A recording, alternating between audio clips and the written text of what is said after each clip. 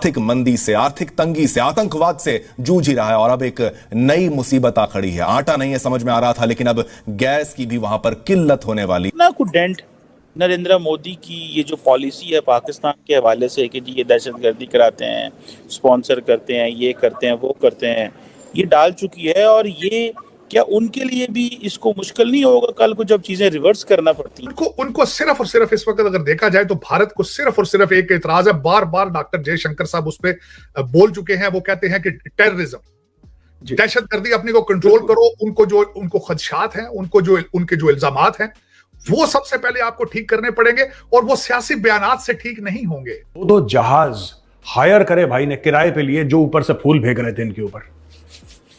ये हाल है उस मुल्क का जो कि डिफॉल्ट के दहाने पे खड़ा है, जो रोटी खाने के लिए, दवाइयों के लिए, छोटी छोटी जो जरूरियात हैं उनके लिए दुनिया भर से, IMF से, वर्ल्ड बैंक से भीख मांगता है। हमारे गुनाहों को माफ फरमा, हमसे जो लक्ष्य हो गई हैं, जो गलतियां हो गई हैं, अल्लाह ताला उनको माफ फरमा। हमने जो गुनाह हमसे सरजद हो गया, अल्लाह उनको भी माफ कर दे। भारत के साथ रिलेशनशिप ठीक करना सियासी पोर्टफोलियो का हिस्सा ही नहीं। जबरदस्त। डिफेंस वो आर्मी का है, डिफेंस का उसके साथ रिलेशन। समझता हूँ कि इंडिया पाकिस्तान की जो रिलेशनशिप है वो अब जिस नैज पे है, जिस जगह पे पहुंच चुकी है, उस पे इंडिया के लिए ये कोई बहुत ज्यादा इंपॉर्टेंट नहीं है कि वो पाकिस्तान को किसी ट्रिक में ला के तो किसी तरीके से जो है वो पीस प्रोसेस के अंदर लेके आए। ये जो फोटोज है ना इनकी, नवाज शरीफ की जहाज फूल पत्ती फेंक रहा है, ये फोटोज IMF के पास देनी चाहिए, सऊदी अरब के पास भेजनी चाहिए। किसी ने भेजे भी होंगे, आई एम वेरी श्योर, ये चीन के पास कि बॉस देखो तुमसे लेते हैं पैसा आवाम के लिए और फिर ये बकवास करते हैं। फोल्डर उनको पकड़ाया जाएगा, फाइल दी जाएगी तो वो शायद किसी के सामने इंडिया जाके रख दें, लेकिन उसके ऊपर ना फाइल पे साइन करने की सलाहियत है, ना इनके पास कोई नसीहत लेने की सलाहियत है।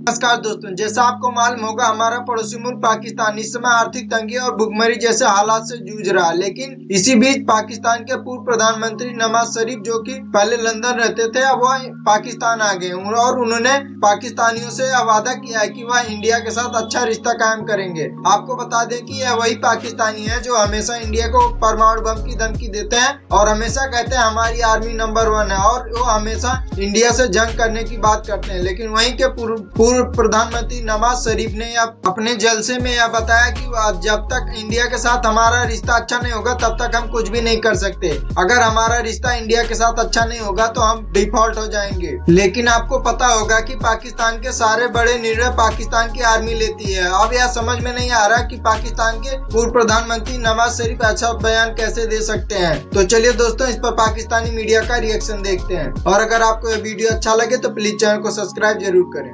आप नवाज शरीफ के रिटर्न और इंडिया के साथ नॉर्मलाइजेशन को कैसे देखते हैं, जिसका उन्होंने जिक्र भी किया है कि अगर बांग्लादेश से पाकिस्तान कॉरिडोर बन जाता तो इंडिया जरूर उसका हिस्सा बनता। What do you make of that sir? बहुत बड़ी इंपॉर्टेंट स्टेटमेंट है इस हवाले से कि एक खास जो है ना, इसमें दो तरह के मैसेजेस हैं। एक तो जो एक रिग्रेट फील करने वाली बात है कि जो कुछ माजी में जिस तरह की पॉलिसियाँ पाकिस्तान में अपनाई जाती रही हैं उनको डिसऑन करने और उन पे एक तरह का तासुफ का इज़हार है। और इसके साथ साथ ये बात भी जुड़ी हुई है कि फ्यूचर के बारे में कुछ होप्स जो है ना वो मौजूद हैं।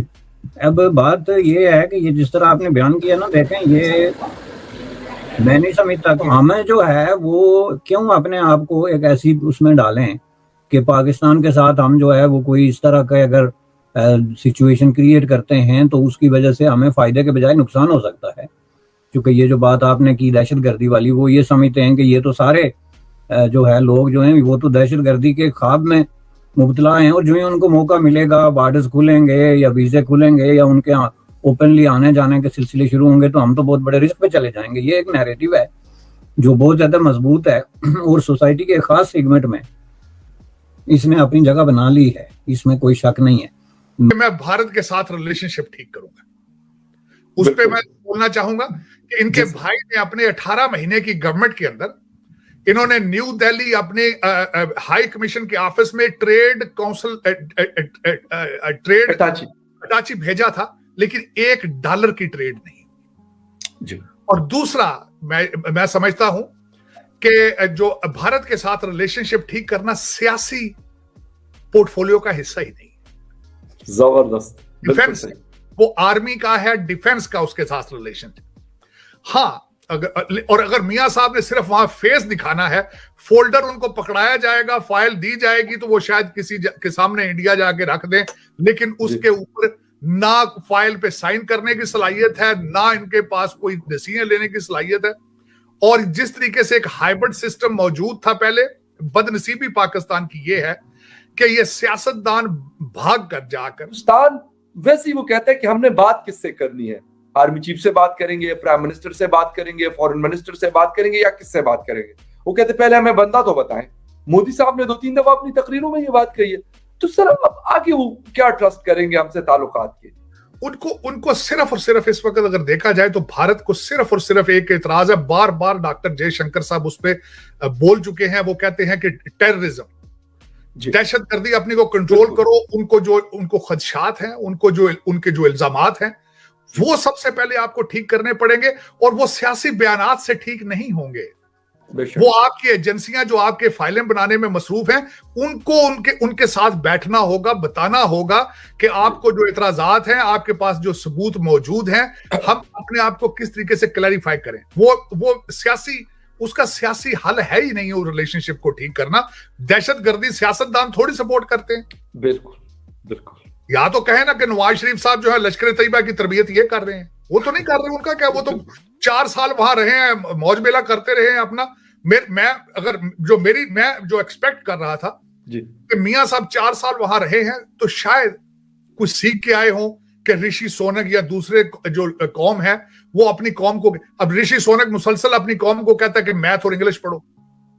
मियां साहब ने को बताया अपनी कौम को, जो 65,000 लोग इनके जलसे में बेरोजगार खड़े थे सामने, उनको बताया कि मैं तुम्हारे रोजगार कितनी फैक्ट्रियां यहां लगाऊंगा, एक्सपोर्ट किस तरह बढ़ाऊंगा।